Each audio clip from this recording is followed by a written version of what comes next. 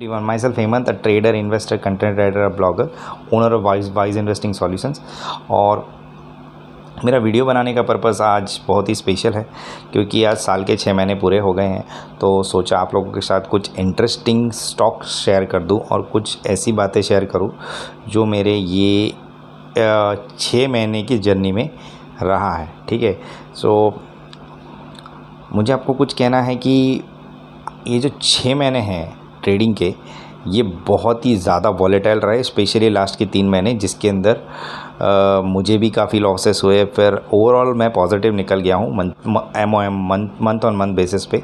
But trading से पैसे बनाना अभी बहुत ही ज़्यादा डिफ़िकल्ट हो गया, आप इसको मानो या ना मानो। ठीक है, पहले जो स्मूथली पैसे बन जाते थे इधर उधर करके, बट अभी इट इज़ वेरी टफ। सो अगर आप ऐसा सोच रहे हो कि फुल टाइम ट्रेडिंग का करियर आपको बनाना है तो आपको तैयारी रखनी है पूरे माइंडसेट के साथ कि ये सब होगा आपके साथ। ऐसा कोई ज़रूरी नहीं है कि आपके पैसे हमेशा बनेंगे ही बनेंगे। आपको रिस्क रिवॉर्ड रेशियो के साथ काम करना है, एवल्यूशन के साथ काम करना है, नॉलेज के साथ काम करना है और थोड़ी प्रैक्टिकल थियरी और नॉलेज के साथ इम्प्लीमेंट करके रिज़ल्ट के तरफ फोकस करके काम करना है। सो ये सब छोटी बातें थी। और दूसरा कि ये अभी जो मार्केट में जो वोलेटिलिटी चल रही है, तो अभी करंटली मार्केट में जो बड़े विद्वान हैं जो अभी जो बोलते हैं कि मार्केट में 3 टाइप के जोन होते हैं, जो अभी 6-7 महीनों जो अब उठा पटक हो रही है उस हिसाब से मार्केट में भी करंटली 4 टाइप के जोन हो गए। सो पहला है अपसाइड जोन, दूसरा है साइडवेज जोन, तीसरा है डाउनसाइड जोन और चौथा है जिगजैग जोन। तो मार्केट में क्या हो गया है, वॉलेटिलिटी बहुत ही एक्सट्रीम लेवल पे हो गई है। ठीक है, सो आपको थोड़ा सोच समझ के ट्रेड लेना है। पहले अगर या तो बाइंग साइड का बियास है तो बाइंग कहाँ पे करना है, कैसे करना है, क्या लेवल देख के करना है, वो माइंड बहुत ही क्लियर रहना चाहिए। ठीक है, तो ये सब करने से पहले आपको क्या करना चाहिए, आपको कुछ चीज़ें देखनी चाहिए। फॉर एन एग्जांपल, अगर आपको बाई साइड रखना है तो आपको जो फैक्टर्स क्या क्या देखने हैं बाहर के मार्केट्स, तो डाउ जोन्स क्या कहना चाहता है, डाउ जोन्स देखना है, इंडिया विक्स देखना है, क्रूड ऑयल देखना है, नेचुरल गैस देखना है। ठीक है, डॉलर इंडेक्स देखना है। ये चारों फैक्टर देखो, उसके बाद आप आपका ट्रेड सेटअप बनाओ कि भाई हाँ ये सारे फैक्टर्स मुझे सपोर्ट कर रहे हैं बाइंग के साइड में, तो आप बाई का ही कॉल लो। और ये सारे फैक्टर्स अगर नेगेटिव है तो आप सेल साइड का ही कॉल लो। ठीक है, तो आपका बियास क्लियर रहना बहुत ज़रूरी है। और मार्केट में अप डाउन होगा, बट आपका स्टॉप लॉस रख के स्क्रीन ज़्यादा देखो मत। जो सबसे ज़्यादा इंपॉर्टेंट है अभी क्या है, लोग स्क्रीन पूरे दिन देखते रहते हैं।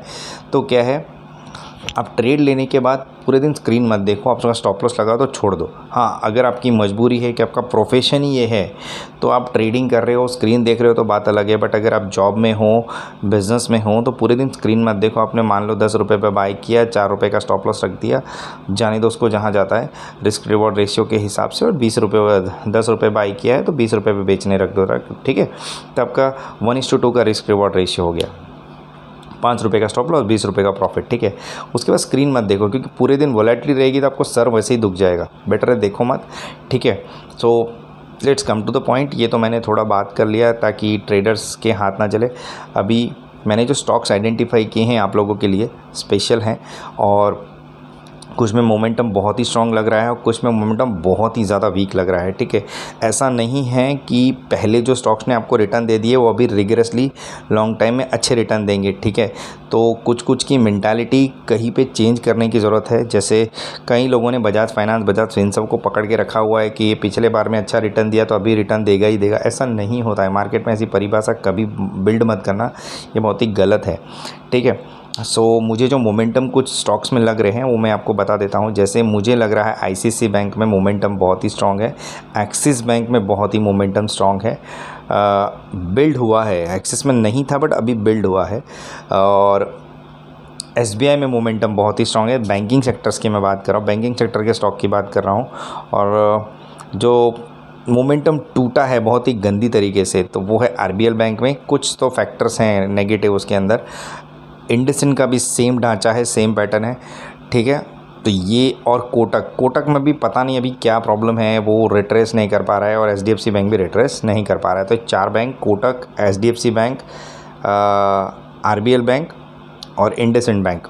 ठीक है, फिर से रिपीट कर दूँ, कोटक, इंडसइंड, आरबीएल, ठीक है, एचडीएफसी बैंक है। चारों का पैटर्न बहुत बिगड़ चुका है। मोमेंटम किस में स्ट्रॉन्ग है? एसबीआई में है, एक्सिस बैंक में है और आईसीआईसीआई बैंक में है।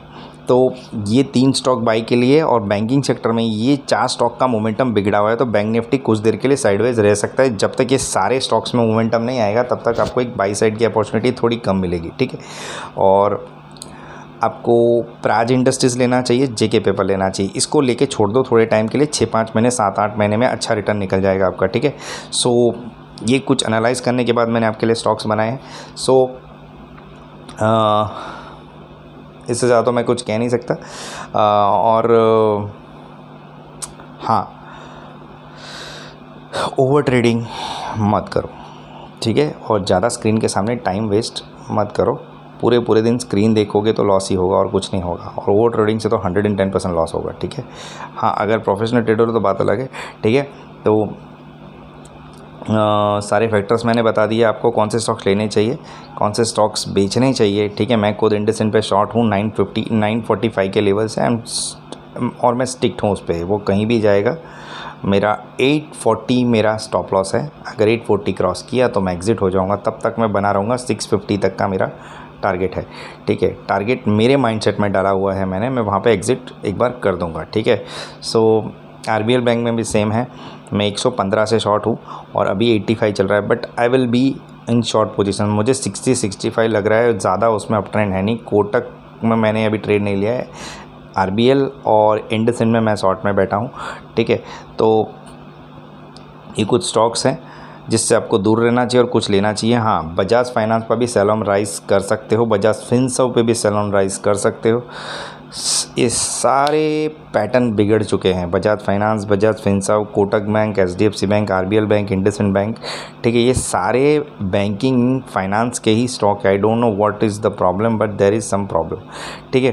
तो इसमें बने रहो और चलो आगे के लिए कुछ और आपके लिए लेके आऊँगा मैं। अभी तक के लिए इतना ही है। Thank you very much. Keep learning, keep earning, keep educating others as well. Take care, bye bye, see या।